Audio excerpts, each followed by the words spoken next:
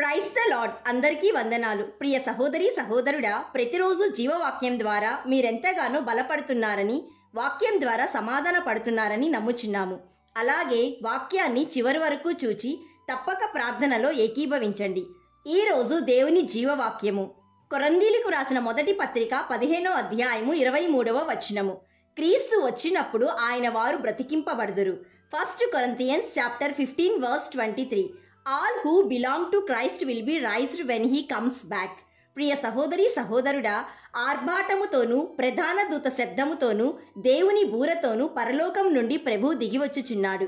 కాబట్టి క్రీస్తు వచ్చినప్పుడు ఆయన వారు బ్రతికింపబడుదురు అని దేవుని వాక్యం సెలవిస్తుంది. అయితే క్రీస్తుకు చెందిన వారు ఎవరు? ప్రియ దేవుని బిడ్డ, క్రీస్తునందు విశ్వాసమును ప్రకటించిన వారందరూ ఏమాత్రము ఇందులో చేర్చబడరు. అయితే ఎవరు ఆయనలో చేర్చబడుదురు?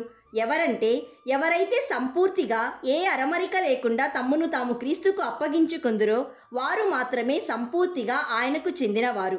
అజాగ్రత్తగా శరీరానుసారమైన మనస్సుతో స్వార్థాపేక్షులై జీవిస్తూ క్రీస్తు తమను స్వీకరించు గుంపులో క్రైస్తవులమని చెప్పుకుని వారు ఖచ్చితంగా ఉండరు. కాబట్టి ప్రియ సహోదరి సహోదరుడా, ఈరోజు నీవు నేను విశ్వాసులమైన మనమందరము ఈ హెచ్చరికను మనస్సునందుంచుకొని ప్రభువు రాకడకు సిద్ధపడాలని, ప్రభువుతో సదాకాలం ఉండుటకు ప్రార్థించాలని పరలోకపు తండ్రి కోరుకుంటున్నాడు. My dear friend, if you belongs to Christ Jesus, you have crucified the flesh with its passions and desires. Be hope, be joy for crown of boosting before our Lord at his coming. ప్రార్థన చేసుకుందాం, ఏకీభవించండి. అత్యున్నతమైన సింహాసనముపై ఆసీనుడవైన మా దేవ, ఈరోజు మమ్ములను ప్రేమించి నీ వాక్యం ద్వారా మమ్ములను హెచ్చరిస్తున్న ప్రభువా, మీకు స్తోత్రం. తండ్రి, మేము నీకు చెందిన వారముగా నుండుటకు కృప దయచేయండి. తండ్రి, మేము ఈ లోకమును ప్రేమింపక పైనున్న వాటిని వెదుగుటకు కృప దయచేయండి.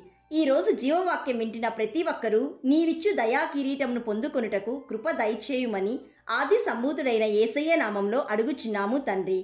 ఆమెన్. God bless you.